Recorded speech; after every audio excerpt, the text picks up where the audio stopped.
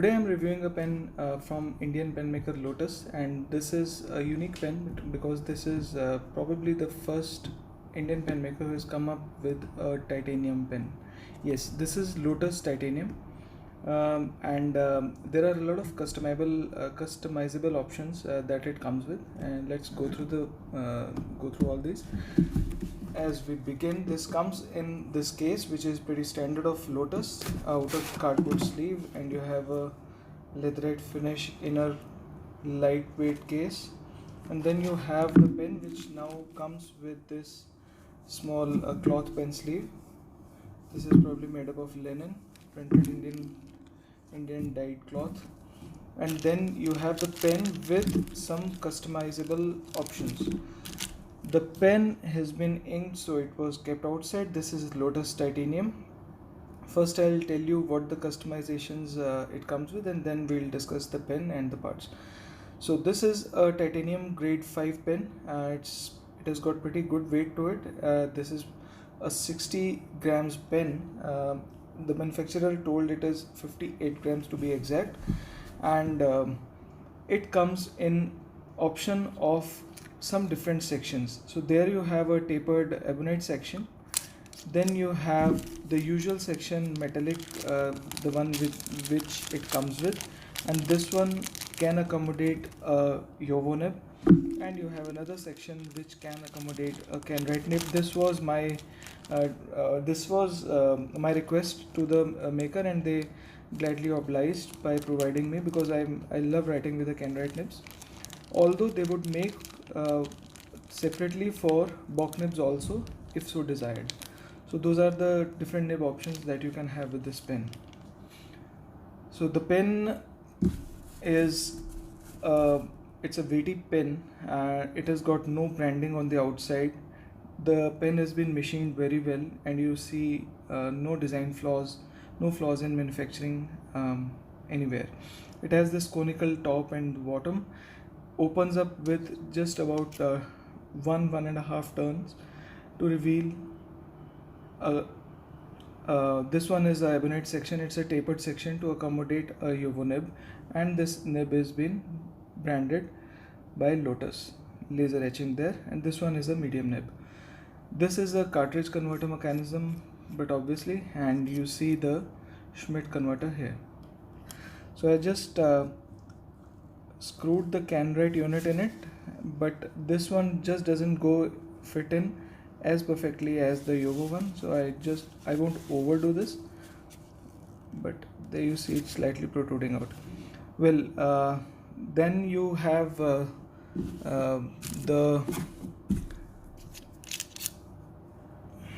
Kenwright converter, and since the Kenwright converter is almost the same as a Schmidt converter, it can be used interchangeably with Yovo as well. So there you have the complete Lotus titanium with the Kenwright nib, and the other option is with Yovo. Again, I have a writing section with Yovo. The issue with the writing section is ribbed, and you can have a good comfortable holding position with this. It is not slippery because of the way it has been designed. The issue with the design is that you have ink all dried up and coating the inner ridges of this, because it has not been dried up while it was being filled from the bottle, and after some time it starts to stain your hand while you are writing once you move your hand over these areas, over the ridges. So that is the thing, you have to diligently clean it out of the ridges after you filled it, and you have to do it immediately before it dries up. So there you have this swappable nibs and converters and all customizable options with this. What I'll do is I'll use a Yovo nib for the writing part. Okay, now this pen cannot be posted, and if you would try to post, again it would scratch the barrel. I wouldn't love that. And secondly, it is a top heavy pen. The weight of the pen itself is 46 grams uncapped, and it does make the back part top heavy. Although I sort of got used to this writing after about a day of usage, and by the third day I did not really feel the weight of the pen. I was using this pen mostly for the later part with the ebonite section because I like this tapering design and it is easy to hold with a grip there. I'll just swap and be back with the writing part. Yeah, okay. So back with the pen. Now it is with the ebonite section for a yovo nib, and the length of the pen is about 13, just about 13 centimeters. Capped and uncapped would be about 12.5. Again, because there is no clip, there is no roll stop, you have this pen probably slipping off your desk if you have not kept it stocked it properly. And comparison with usual pen in your armamentarium, this one is a 3776 compared in size to Lotus Titanium.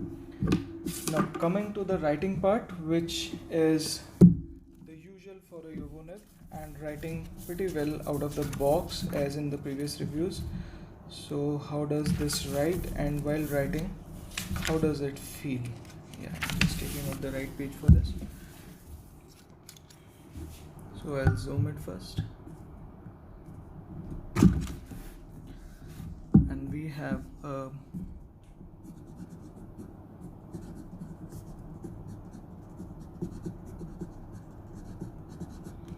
Lotus Titanium in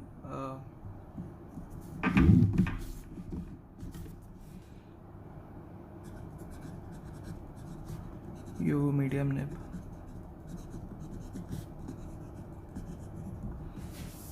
And I waited for this thing for quite some time and finally got it through. This is Organics Studio Nitrogen.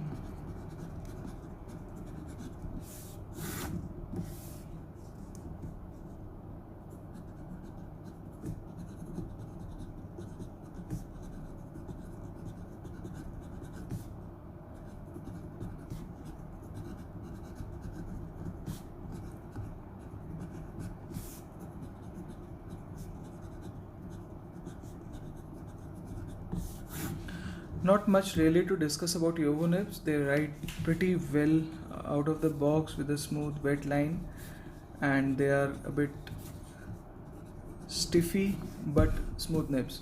Very less hint of feedback on them, and there is generally not much of flex with it, and a reverse writing on a medium nib is generally on an extra fine dry kind of a note.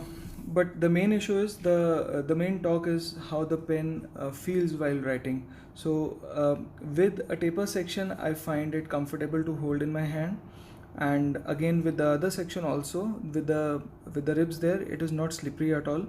The first day or two you are likely to feel a bit of cramps along the lower part of your forearm because of writing with it, and after a page or two you may feel that this pen is a bit weighty, but you get used to it by the third day or so. The first day you may not feel it to be a ADC, but I think this is a very good pen. I'm really liking the design, the proportions with it, and the workmanship that they've come up with it. So initially also one of my reservations was that the cap opens up initially with a bit of jerk, and then you have it unwinding all the way down. So I thought maybe by putting it into the pocket it may inadvertently open up on its own, but that didn't happen. So the screw-in mechanism is good, the lines are pretty neat, and the manufacturing is good. Coming to the price, a titanium pen, it is coming at a cost of about 8,000 Indian rupees, and again as a Lotus pen it would sell from their website lotuspens.com. The price is somewhere around 150 USD, which for a titanium pen I believe is pretty decent price. Overall it's a unique pen, and I like the design of the pen, very simplistic and minimalistic, I would say, on the outside, but otherwise a good weighted metal pen with customizable options for different types of writing sections and different units. So I hope you like this video, and I hope you got the glimpse of this pen. Until I see you next time, this time another Indian pen to review. Take care.